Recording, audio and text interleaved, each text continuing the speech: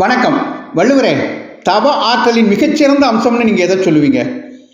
அப்பனே, தவம் செய்து பல சித்திகளை பெற்றவர்களுக்கு மரண பயம் என்பது மருந்துக்கும் இருக்காது, யம பயம் என்பது எள்ளளவும் இருக்காது. இது ஒருவனது வாழ்க்கையின் மிகச்சிறந்த வரப்பிரசாதம் இல்லையா? இன்னும் சொல்ல போனால் அவங்க நினைச்சா யமனையே எதிர்த்து வெல்ல முடியும், மரணமில்லா பெருவாழ்வு வாழ முடியும். ஆனால் உலக இயல்பை அனுசரித்து அதை மாற்றக்கூடாதுங்கிறதுக்காகத்தான் அவங்க அப்படி செய்யாமல் இருக்காங்க. இதைத்தான் கூற்றம் குதித்தலும் கைகூடும் நோற்றலின் ஆற்றல் தலைப்பட்டவர்க்குன்னு தவம் அதிகாரத்தில் 269வது குறளாக எழுதி வச்சேன். அற்புதம் வள்ளுவரே.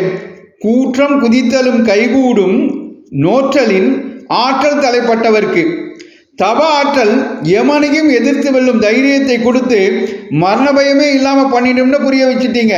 தவத்தின் பெருமையை எங்களுக்கு புரிய வச்சுட்டீங்க. நன்றி வள்ளுவரே. இந்த பதிவு உங்களுக்கு பிடித்திருந்தால் மற்றவர்களுக்கும் பகிருங்கள். தொடர்ந்து திருக்குறள் தெளிவோம் பகுதியை கேட்க பாரதமணி திருநாடு சேனலை சப்ஸ்கிரைப் செய்யுங்கள். நன்றி, வணக்கம், ஜெய் ஹிந்த்.